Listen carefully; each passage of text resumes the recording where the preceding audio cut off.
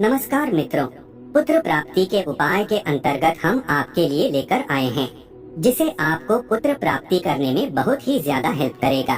आप इन सूत्रों का प्रयोग करके देखें, अवश्य ही आपको मनचाही संतान की प्राप्ति होगा।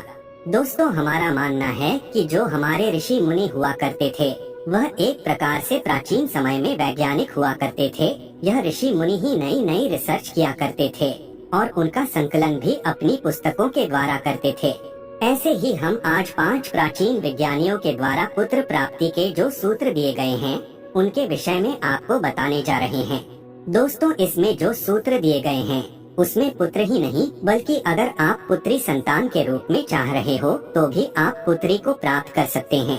पुत्र प्राप्ति के लिए डेट कैसे निकाले? पुत्र प्राप्ति के 100% सही उपाय। पुत्र प्राप्ति के लिए क्या करें? क्या आप भी इस सवालों से परेशान हैं और आपको पुत्र का प्राप्ति नहीं हो रहा है, संतान का प्राप्ति नहीं हो रहा है? आपके घर में आपको केवल पुत्री का ही आगमन हो रहा है। वंश को आगे बढ़ाने के लिए घर में पुत्र की प्राप्ति चाहते हैं। आइए दोस्तों, प्राचीन पुस्तकों में जो सूत्र दिए गए हैं, उनके विषय में आपको बता देते हैं। आइए जानते गरुड़ पुराण के अनुसार पुत्र प्राप्ति के उपाय। गरुड़ पुराण के अनुसार मासिक धर्म के 4 दिन महिला को अपने पति को चेहरा नहीं दिखाना चाहिए और पति को भी चेहरा नहीं देखना चाहिए। चौथे दिन के बाद स्नान करके पति पत्नी साथ रह सकते हैं, लेकिन संतान प्राप्ति के लिए बिल्कुल भी कोशिश नहीं करनी है। ब्रह्मचर्य का पालन करना है। यह ब्रह्मचर्य आपको 7 दिन तक निभाना है। गरुड़ पुराण के अनुसार 8वें दिन ईश्वर की स्तुति करके संतान प्राप्ति की कोशिश करनी है। इस दिन से प्राप्त संतान पुत्र होगी। ज्योतिष शास्त्र के अनुसार सूर्य स्थिति से पुत्र प्राप्ति। यही बात एक प्राचीन संस्कृत की पुस्तक सर्वोदय में भी वर्णित है। ज्योतिष शास्त्र के अनुसार सूर्य के उत्तरायण रहने की स्थिति में गर्भ ठहरने पर पुत्र की प्राप्ति होती है। नासिका स्वर निश्चित करके पुत्र प्राप्ति। चंद्रावती ऋषि का कथन है कि लड़का लड़की का जन्म गर्भाधान के समय स्त्री पुरुष के दायां बायां श्वास क्रिया, पिंगलातुड़ा नाड़ी, सूर्य स्वर तथा चंद्र स्वर की स्थिति पर निर्भर करता है। पुत्र प्राप्ति के निश्चित दिन सप्ताह में मंगलवार, गुरुवार तथा रविवार पुरुष दिन हैं। अगर इन दिनों गर्भ ठहरता है तो पुत्र प्राप्ति की संभावना बहुत ज्यादा होती है। बुध और शनिवार नपुंसक दिन हैं। आठ समझदार व्यक्ति को इन दिनों का ध्यान करके ही गर्भाधान करना चाहिए। भगवान अत्रि द्वारा पुत्र प्राप्ति का उपाय। 2500 वर्ष पूर्व लिखित चरक संहिता में भगवान अत्रि कुमार के अनुसार पुरुष में वीर्य की सबलता से पुत्र पैदा होता है। कहीं न कहीं इसका अर्थ यही निकलता है कि अगर महिला पहले चरमोत्कर्ष पर पहुंचती है तो पुत्र प्राप्ति की संभावना बढ़ जाती है। सुश्रुत संहिता के अनुसार शुक्ल पक्ष में पुत्र प्राप्ति के उपाय। 2000 वर्ष पूर्व के प्रसिद्ध चिकित्सक एवं सर्जन सुश्रुत ने अपनी पुस्तक सुश्रुत संहिता में स्पष्ट लिखा है कि मासिक स्राव के बाद 4, 6, 8, 10, 12, 14 एवं 16वीं रात्रि के गर्भाधान से पुत्र जन्म लेता है, लेकिन यह तारीख शुक्ल पक्ष में होनी चाहिए। शुक्ल पक्ष में पुत्र प्राप्ति के उपाय के रूप में यह विधि समाज में बहुत प्रचलित है।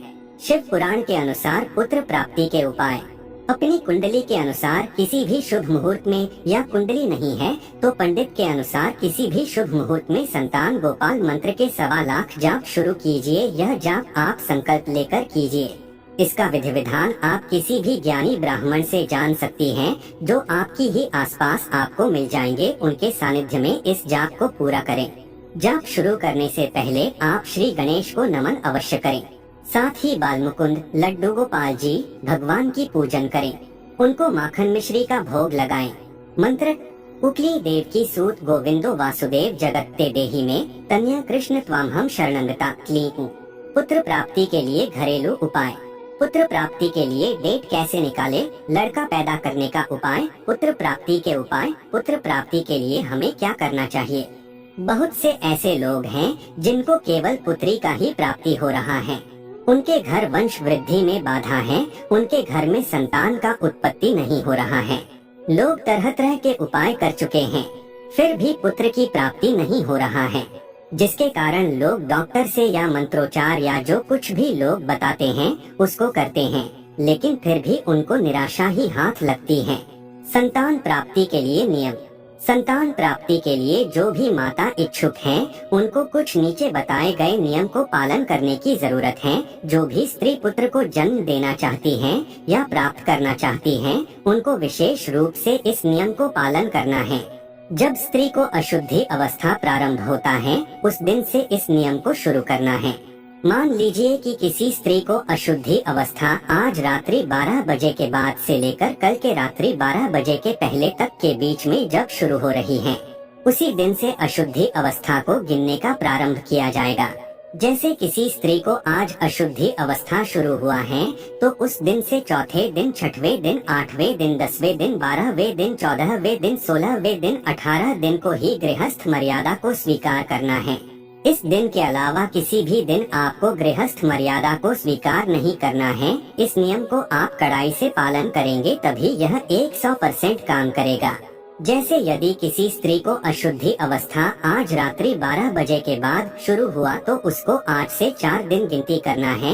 यदि किसी स्त्री को अशुद्धि अवस्था आज रात्रि के 12 बजे के 1 मिनट पहले, 2 मिनट पहले, 5 मिनट पहले भी शुरू हुआ, तो उसको कल से ही 4 दिन गिनती करना है।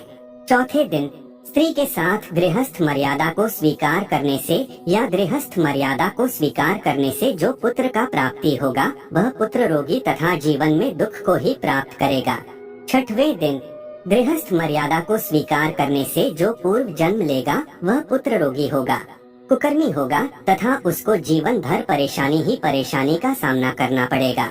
आठवें दिन गृहस्थ मर्यादा को स्वीकार करने से जो पुत्र जन्म लेगा, जो संतान उत्पन्न होगा, वह संतान अच्छे स्वभाव वाला, अच्छे विचार तथा एक सजीवन उच्च विचार वाला संतान होगा। 10वें दिन गृहस्थ मर्यादा को स्वीकार करने पर जो पुत्र या संतान होगा, वह पुत्र पढ़ाई में तथा उसके जीवन में दुख का सामना नहीं करना पड़ेगा तथा उसके जीवन में धन या लक्ष्मी का कमी नहीं होगा।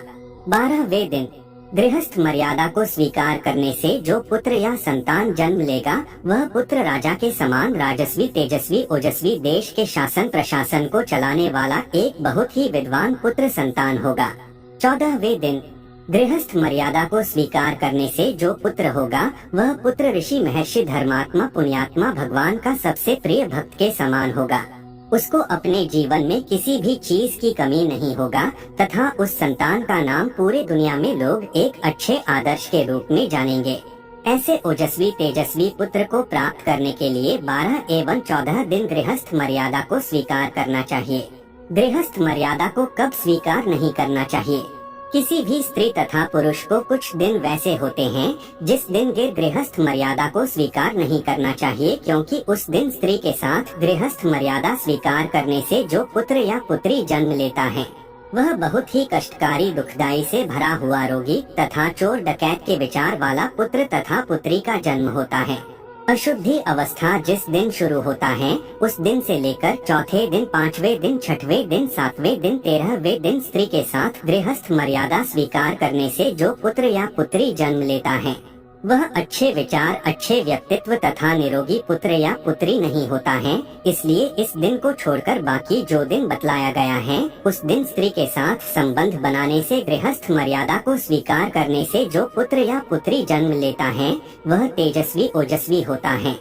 गृहस्थ मर्यादा को चौथे दिन, 6वें दिन, 8वें दिन, 10वें दिन, 12वें दिन, 14वें दिन, 16वें दिन, इस दिन के अलावा आप किसी भी दिन 12 बजे रात्रि के बाद 1 मिनट या 2 मिनट के बाद भी आप गृहस्थ मर्यादा को स्वीकार नहीं करेंगे। चौथे दिन का मतलब है कि जिस दिन अशुद्धि अवस्था से शुरू हुआ, उस दिन से चौथे दिन 12 बजे रात्रि के बाद और उस दिन रात्रि के 12 बजे के पहले के बीच में गृहस्थ मर्यादा को स्वीकार करना है। इसी तरह 6वें दिन, 8वें दिन, 10वें दिन, 12वें दिन, 14वें दिन, 16वें दिन भी गृहस्थ मर्यादा को स्वीकार करना है।